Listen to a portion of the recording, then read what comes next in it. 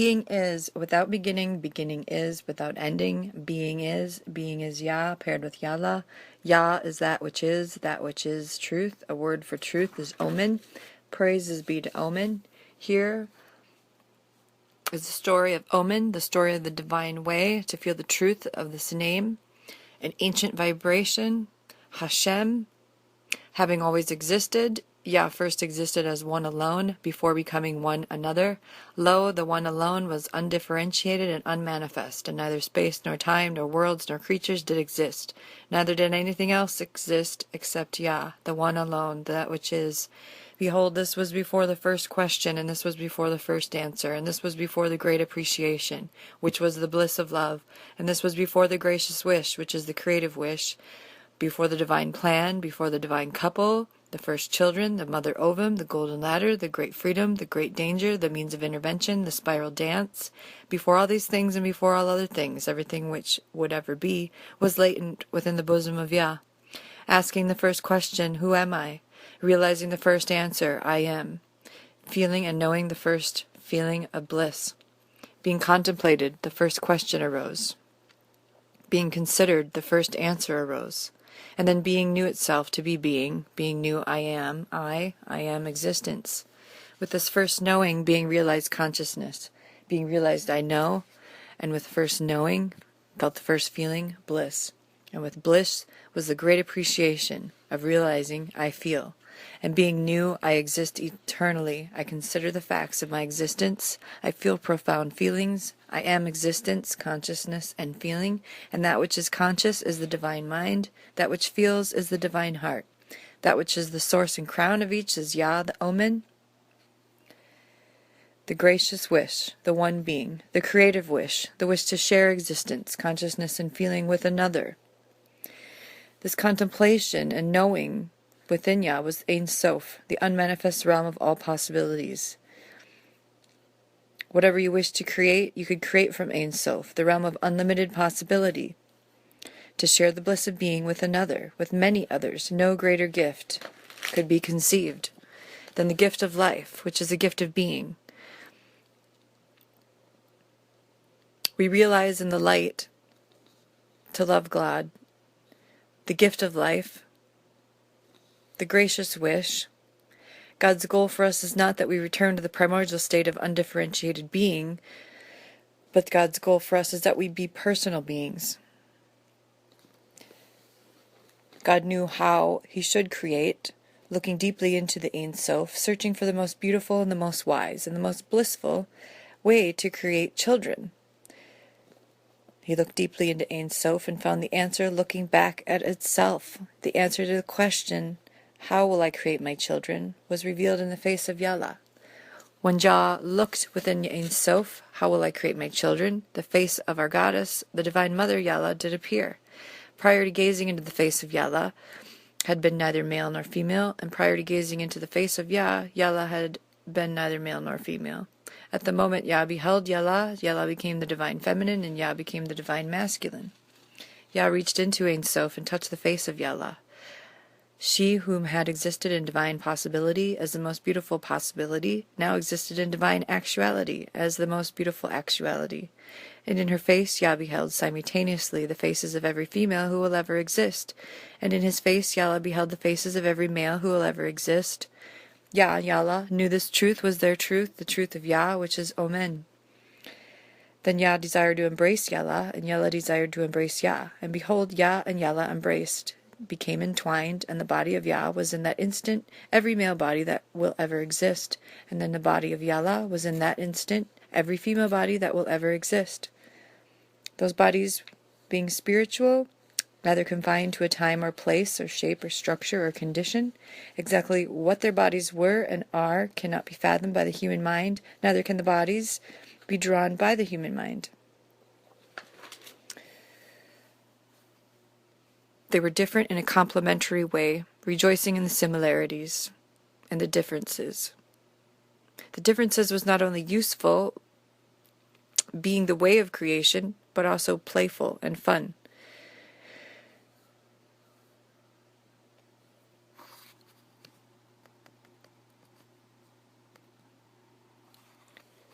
They reasoned and felt and intuited together as I and I, for Yah was no longer one alone, but was now I and I, one another, lover and beloved. Together they considered the divine plan of creation. Together they made this plan. From the universal umbilical cord, through which the energy of life flows, into not only the mother ovum, but into the crown chakra of every being within the ovum, was created. Though Yah and Yala have stated that they must remain outside the mother ovum, they also maintain a presence within the ovum, not only through the center branch, although this branch is how they are perpetually in contact with all beings, but also by emanating their first children to represent them within the ovum. They said, "We will create a universe of space, time, number, letter, form, elements, and principles. It will be a place of learning, play, and work for our children. The universe will be Betsa, which is the mother ovum, and will unfold countless ovums. Our universe will be governed by law, which is just and merciful. The justice of Yah shall be tempered with mercy. And we will grant the great freedom to all beings, which is freedom of choice, freedom to make unwise choices, for we desire friendship with beings who choose our fellowship. But with the great freedom comes the great responsibility. By the thoughts, words, and deeds of each being, each shall rise or fall upon the golden ladder, and that ladder is the ladder of being. When one of our children cracks the shell of the mother ovum, that child shall have returned to Godhead, which is the heaven most high. That child shall see Yah Yala face to face outside the shell of the mother ovum. That child shall be our friend and companion in a new and special way. For that child has made the ring of return, and is now our playmate and co-worker. That child shall enjoy a time of bliss and fellowship with Yah Yala. And such a child is never more required to return to the mother ovum, but may choose to return as workers of Yah. For the harvest shall be great, but the workers few." Yah and Yala deeply contemplated their plan. They realized that the great freedom could result in great pain, for not every being will choose wisely. They knew that without freedom there would be no opportunity for their children to learn and grow, and so they agreed, "We must remain outside the mother ovum, for it is we who will give life to the mother ovum." The mother ovum and Yala creators are outside the ovum in a realm of the Most High. We can make the ring of return as beings who climb the golden ladder, the center branch of the tree of life, passing through the shell of the mother ovum, the universe, and enter heaven's Most High, thus making the ring of return, the golden ladder of being, as we climb it by having thoughts, words, and deeds in harmony with the universal law. Jana Emanuela, goddess immanent in creation, Aim Betsa, our universe. The work of salvation is a manifestation of mercy. The Lord Christ and Lady Christ are the hands of mercy of Yah, and those who join the Lord and Lady in this work also become the hands of mercy. Yea, we will give life to the mother ovum by surrendering it as a circumference, that it may expand into us. If we abandon the circumference of the ovum, we will surely die. Therefore we will remain at the circumference, and each being who cracks the mother ovum will enter heaven most high. But we, who make the decisions to grant the great freedom, realize that great pain may result in desire to be with our children even inside the mother ovum. And though we cannot abandon the circumference, neither shall we abandon our children. Yah and Yala will each emanate a portion of ourselves to represent us in the mother ovum. Yah will emanate a portion of himself, which will be the first son of Yah, and Yala will emanate a portion of herself, which will be the first daughter of Yala. The first son of Yah will be the only son of Yah, directly begotten by Yah. The first daughter of Yala will be the only daughter of Yala, directly begotten by Yala. For the first son and first daughter shall be a masculine archetype, and the feminine archetype, through which all other beings shall be created. Thus shall the first son of Yah be the father of all within the mother ovum, but son of Yah in heaven most high. And thus shall the first daughter of Yala be the mother of all within the mother ovum, but daughter of Yala in heaven's most high. The name of the first son who is the father within the mother ovum shall be Yade, and he will also be called Oholiab, for he is the tent of his father, and he shall be called Emmanuel, for he is God immanent in creation, and he will be called many names in many worlds. And the name of the first daughter who is mother within the mother ovum shall be Jana, and she will be called Oholiba. She is the tent of her mother, and she shall be called Emmanuela. She is goddess immanent in creation, and she shall be called many names in many worlds. There is nothing as powerful as an idea whose time has come, and the time has come for the mother to take her place alongside the father in the throne room of your heart. Kokobim Olia They will be creators and they will be saviors, for they will create beings and they will save beings. They shall be the hands of mercy that will reach out to those who have stumbled upon the golden ladder. We are the two which are one, and the one which is two, and with our only begotten children, we become four, united as one, the four of the first family, and within the first family, two gods, two goddesses, God transcendent, God immanent, Goddess transcendent, Goddess immanent. The first family, an expanding family, for the four expand to become the all, and the name of our family is the name of the all, the one expanding universal being. Tzimtzum, the space from which Yahya had withdrawn, was a void of empty space, being self-constricted, and this was according to the will. One point at a center of a void of empty space, one point was the oneness, an embrace, one point was the merging of the two which are one, creative expansion. For though original condition was one was always pregnant with two, and two with three, and three with four. The all, which is many in one in many. At the center of the void, one holy word was spoken, exhaling one holy breath, Jana. Yade, the son, the word, Ya, Yana, the daughter, the breath, Yala. Yeshua, the human incarnation of the word, the Son of God. Holy Spirit, Ruach HaKodesh. Miriam of Magdala, incarnation of the holy breath. Before leaving Yada on the throne of masculine light at the center of empty space, before leaving Yana on the throne of feminine light at the center of empty space, to ascend their own thrones in heaven most high, which heaven is outside the mother ovum and surrounds the mother ovum, Yahya anointed them with the water of life, which is the tears of Yahya. These tears were shed because Yah and Yalla so loved the world that they gave their only begotten children as the hands of mercy, which are Christ's Messiahs, even knowing that they would be crucified again, repeatedly and in diverse ways, upon countless crosses, countless realms and worlds of endless space and times, by those who within the context of the great freedom would make unwise choices, resulting in fathomless pain and sadness, resulting in the merciful intervention in the darkness of ignorance, by the word and breath of mercy, which is the Lord Christ and Lady Christ. Water of life is of the tears of Yahya, the tears of compassion, shed not only for those beings, but for the beings whom will never experience pain for any reason, deserve it or not, in all the realms and all the times of fathomless duration within the mother ovum. There are also tears of joy shed in the awareness that the great pain of evolution will be transcended by countless beings whom, over the course of fathomless duration, will pierce ovum after ovum, eventually piercing even the mother ovum, joining Yah and Yalla in heaven most high, through the veils, as friends, co-workers, and playmates, and joining as Christ Messiahs for the salvation of all sentient beings. Yahya ascended from the center of the mother ovum to the circumference, piercing the circumference and surrounding the circumference. Outside and surrounding the mother ovum, Yahya established heaven most high, the ultimate paradise. With their ascension from the center of the mother ovum into heaven most high, Yahya left behind a trail for all to follow. That trail is the golden ladder, the center branch, the tree of life, the path of ascension that leads from the center of every ovum to heaven most high. Walking with the breath and the life, the soul who sees this truth is the soul whom gazes deeply inward. Such inward gazing is called Zafa. In the center of the mother ovum, Yade and Yana embraced in ecstasy. The word of Yahya and the breath of Yahya were united as one. Yana felt and knew that the word of Yah was within her, and Yade knew and felt that the breath of Yalla was within him.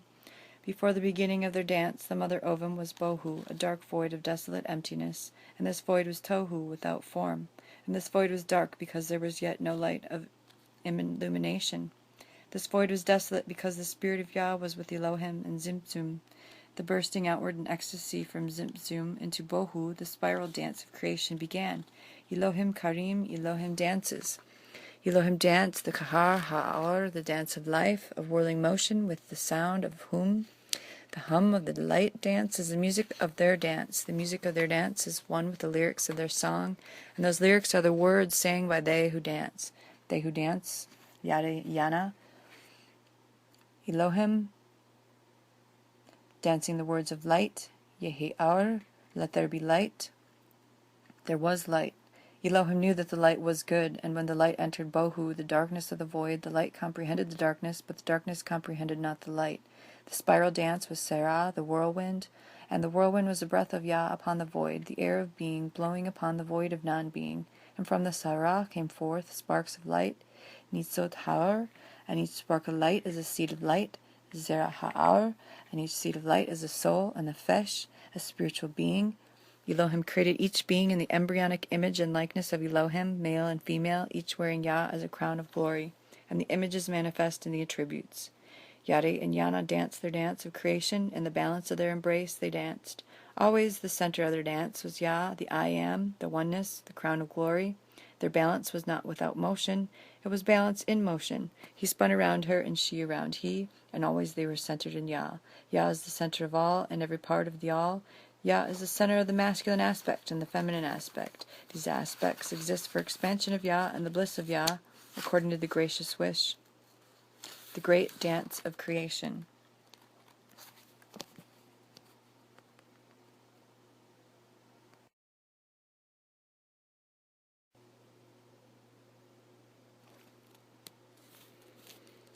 Our planet suffered a Luciferian attack at its every inception. Negative entities called seraphim came to Earth in what the Nazarene scriptures call skyships.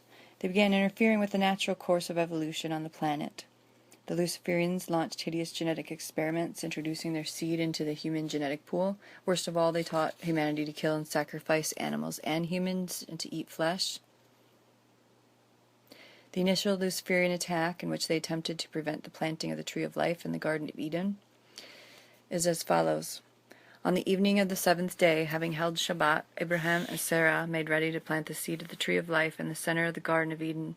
Abraham held the seed in his bag of seed, and Sarah held the soil in her bowl of germination. Abraham, high priest of the temple of light, which temple is within the sun, raised up his staff and recited the words of prayer and invocation for the planting of the holy seed.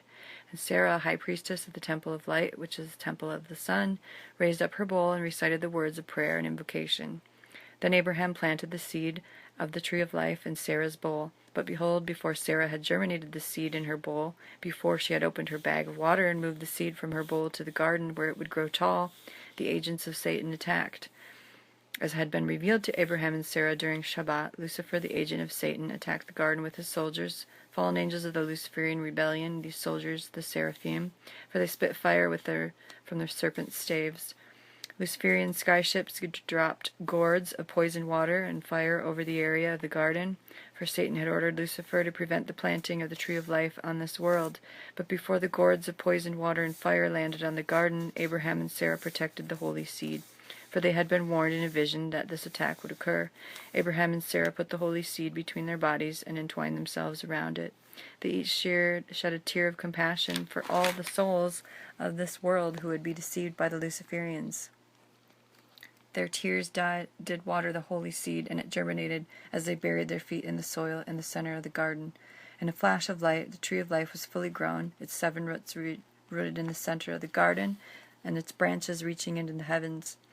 Abraham and Sarah were within the tree, and through the center of the tree they passed into the center of the sun, which is the temple of light. The center of the tree is the center of the all, and all centers are connected thereat. Abraham and Sarah were not alone, for when they entwined in the garden and wept the tears of compassion which watered the seed of the tree of life, one of Abraham's tears entered the womb of Sarah, and she was now pregnant with child. The very moment the tree of life had sprung up in the center of the garden, the entire garden sprang to life. All the dormant bodies and sleeping souls of the various species of plant and animal life were activated, and when the gourds dripped from by the Luciferian skyship hit the tree of life, they did not harm the tree, for once a tree of life has been planted, it cannot be harmed. And the tree of life transformed the poisoned water and poisoned fire of the gourds into good water and good fire. The stars and the worlds are countless. The living beings are countless. The eternity of eternities is unfathomable. The world we live on is but one of countless worlds, higher in spiritual perfection, some lower. Each living world is under the dominion of a temple star, and the prince of each star is Abram. The name of the Abram of our son is Abraham, meaning father of a multitude. Thus he's called Abraham the Abram. And the princess of the cherubim of each star is a Sarah. And the name of the Sarah of our son is Sarah, which means whirlwind. Thus she is called Sarah the Sarah. Abraham and Sarah were sweet souls, whom had previously pierced the mother ovum and enjoyed a blessed day of play with Yah. Now they return to serve as hands of mercy under Lord Christ Yade and Lady Christ Yana. They gave them great work, the planting of a new star seed, and the seeds of its heavens and planets and creatures. Though Abraham and Sarah would plant and nurture the seeds, one day Yahya and Yana were to create such seeds. Behold, them of the Luciferian rebellion had begun violating this and other precepts, and had thereby spread much evil and pain in many worlds. Lucifer, under the inspiration of Satan, had begun creating his own seeds, not of stars or worlds, for he had not that power, but of evil life forms, which he seeded as weeds upon many worlds. But Abraham and Sarah were righteous, and violated not the precepts. They followed the instructions of the king and queen, and planted only the seeds given to them. Abraham and Sarah were made overseers of the new star we call our sun, and they were given good seed to plant. The Luciferians were dismayed that they had not prevented the planting of the tree of life on this world, but they had a second plan. They could not destroy the tree of life once planted. They could plant their own seed and try to deceive the creatures of this world to eat from their tree instead of the tree of life. Thus it was that outside of Cush, near its border, the Luciferians planted their own tree, the tree of evil disguised as good. Lucifer said to his soldiers, Behold, I will plant my own seeds beside their garden, near their tree I will plant my tree. I will appear to Adam and Eve and tell them I am their God, and I will command them to obey me and my angels. I will forbid them to eat of the tree of life, and I will command that they eat only from the tree which I plant. Lucifer communed with his master, Satan, and behold, the voice of the serpent spoke within Lucifer, saying, Let my priests mix good with evil, for it is in robes of good that I shall dress my seeds. And one and only thing is truly needful to enslave mankind. He must be made to eat the flesh of animals. Then we can enter his body and enjoy his senses. We can whisper in his head and believe that our words are his thoughts. Satan continued to speak in the head of Lucifer, saying, Adam and Eve must not eat from the tree of life, else they will know eternal life and be out of our dominion. Should they eat only of the tree of life, their bodies will become perfected light, and they will ascend the golden ladder and will not die. If their bodies do not die and decay, they shall not fear death, and if they do not fear death, they will not worship me. And if they fear not death, they will not accept the three bodies of Satan. The three bodies of Satan are the three dispensations. The first, the body of the fallen flesh of satanic seed. Second, the body of metals mated with flesh. Third, the body of enslaved light. And the first body of Satan prepares mankind to accept the second body. The second body of Satan prepares mankind to accept the third body. These dispensations of each body is of long duration, and Satan tends his garden. I bring a message from Elohim. I declare unto you a mighty work that shall be accomplished in Israel, because you listen not to the voice of God and Goddess within you. They have sent Nazarene prophets in bodies of flesh to speak the truth to you, but you have not listened to these prophets. You have slain them. The God immanent and Goddess immanent shall come to you in human garb and speak the truth. Elohim shall come speak to you. They will not force you to listen. Little will they exercise their transcendental powers. They will appear to you as humans and speak as humans. What powers they do exercise will be only that which all human beings are capable of. They'll plant heavenly seeds in fertile ground. They will not reveal themselves to the world as God and Goddess, but as perfect children of God and Goddess. Only to the elect shall the fruit truth be revealed. They come into the world to be patterns for righteous conduct, examples for the sons and daughters of humankind. They will be rejected by many, but those who accept them will save their souls and become an eternal race.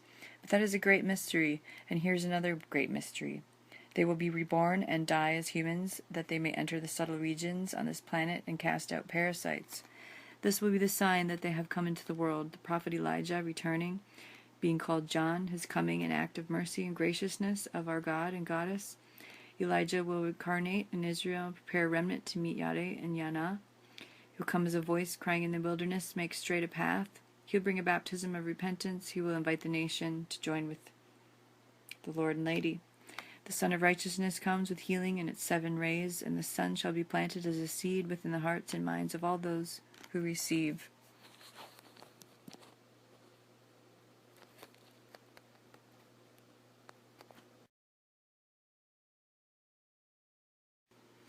The watchtower of the flock, the daughter of Zion. Kinship will come to the daughter of Jerusalem. Magdal,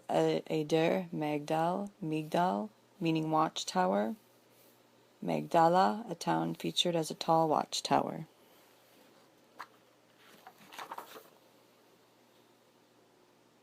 There are eternal consorts in a cosmic sense of the term cosmic marriage.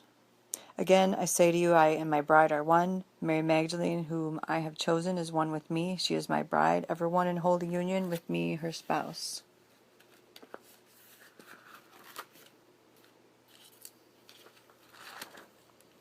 In regard to the 7 demons, the New Testament reports Jesus cast out a Mary Magdalene. The Nazarene inscriptions say that he cast them off of her instead. Magdala Eder, the Magdalene. Megillah, the scroll of her words. Magdala, the great gift of the goddess. Who will wait for me? Who will receive me? Who will call upon me? Who will hear me? I am the honored one and the scorned one. She who is called holy, she who is called whore. How can you love the Holy Mother you see not, and hate her when you look into her eyes? The one whom you have pursued, now you run from. The one who gives life and is life, but you would have me dead. I am the one before whom you have been ashamed. Now you treat me shamelessly. See me in physical embodiment. See me in all my daughters. Midwife who gives birth, the daughter and the mother, barren sister, the mother of your father, the daughter of your brother, the queen upon the throne, the beggar woman on the stool. I am in every woman. I have given birth to every man. Every man carries my spark within him. Let every man fan the flame. Do not be ignorant of me anywhere or any time. Be watchful.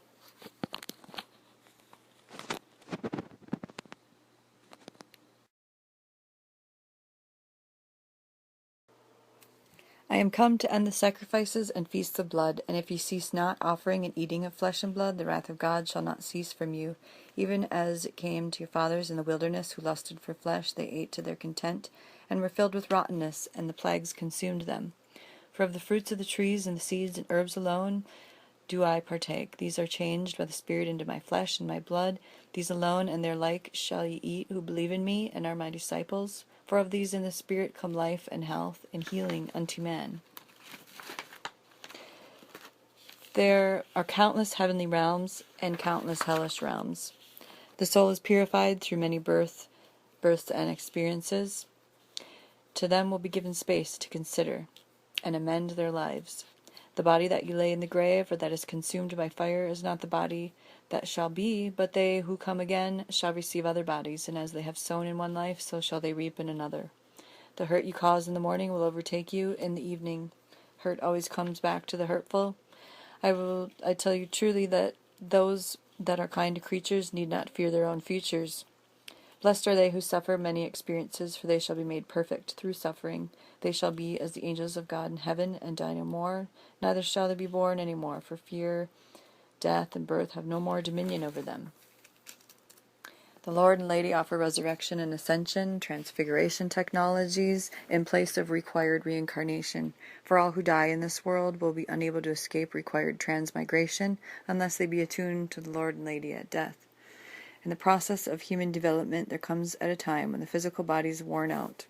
The soul takes with it in the form of a small, compact, vibrational energy pattern the complete record of all the experiences of the physical body.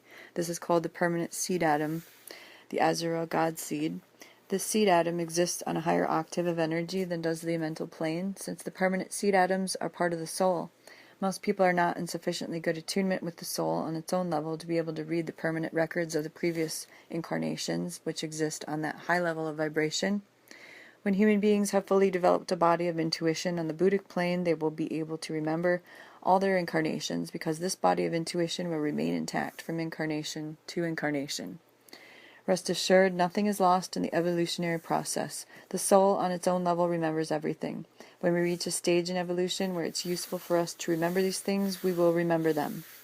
Avatars walk the earth with complete memory of all the previous incarnations. Those not yet at avatarhood, but at least relatively far along, have partial memory of some of their incarnations, and some as yet have no memory of their previous incarnations. Our past incarnation memory is linked to our current level of spiritual evolution, but our focus should not be on our past or future. Our focus should be on serving Christ in the here and now. It's not important who you were, but who you are now.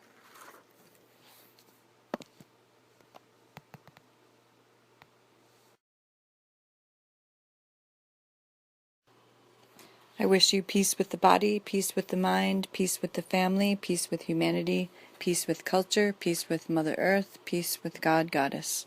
And so it is. Augmentation. The man in the moon, the holograms come soon, the face in the mirror, the tidal waves draw nearer. Are you in the hearing realm? Did you see the stone roll from the tomb? Did you meet the angel there that changed your flesh so soon? Were you at the weeping well, the wall of sorrow in Zion? Did you make a holy place after all that war's consumed? You've come full circle from cuboidal snares and found the pearl of great price by weeding out the tares. You destroyed your own stargate and built it up again, seen systems, nations, worlds, and souls climb up again to Zen, anti-entropic and antiseptics, living life forms. Blood shadows sustenance, orbits arise, twinning spins generators of elliptical lines. Memory will never forget what our heart binds or finds and what time intrinsically designs.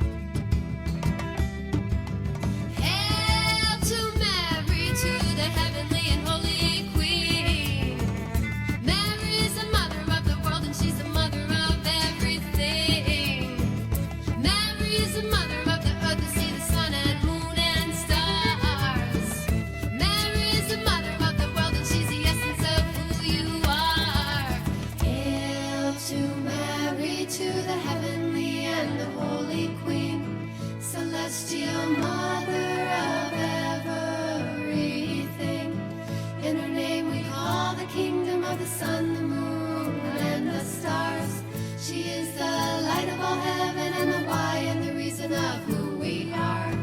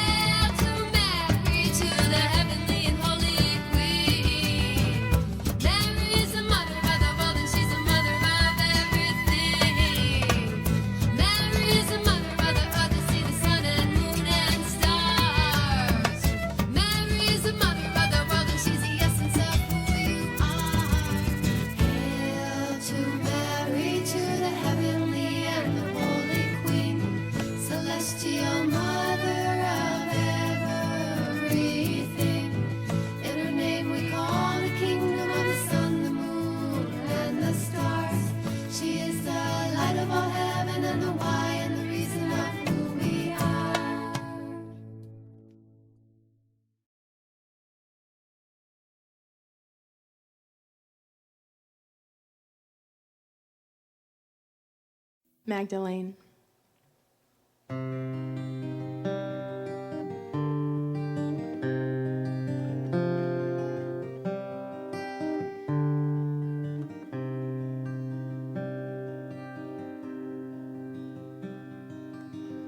Magdalene, oh Magdalene, time and time and time again, your sacred name has been profaned, hung with blame, scarlet letter shame,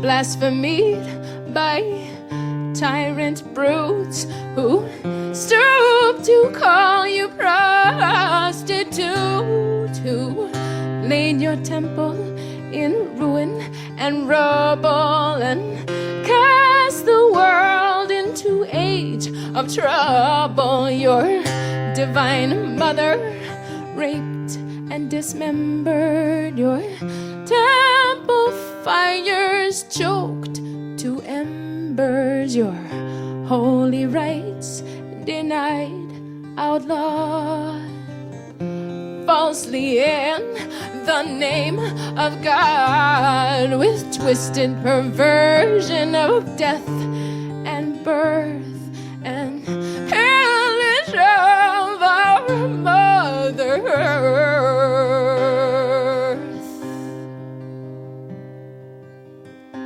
Magdalene, oh Magdalene, to this day the blame remains, and women bear this brand of shame.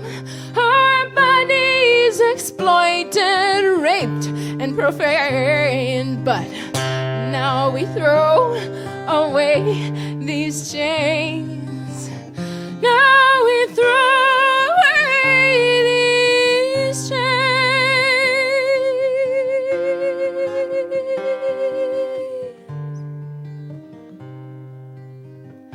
Wisdom flames within us burning, triumph of the truth returned. Give breath of life to those choking embers, rekindling the fires to remember. Goddess arises in all our faces, touching souls with healing graces, touching woman, child, and man.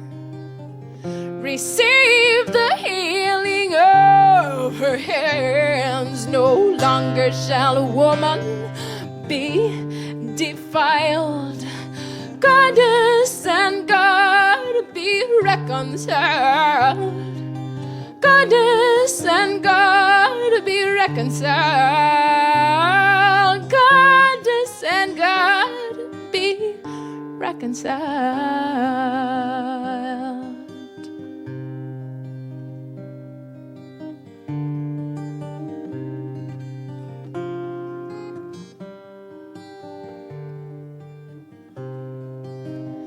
Magdalene, oh Magdalene, time and time and time again, your sacred name shall be acclaimed, shining like your temple flames. Triumphantly you rise again, triumphantly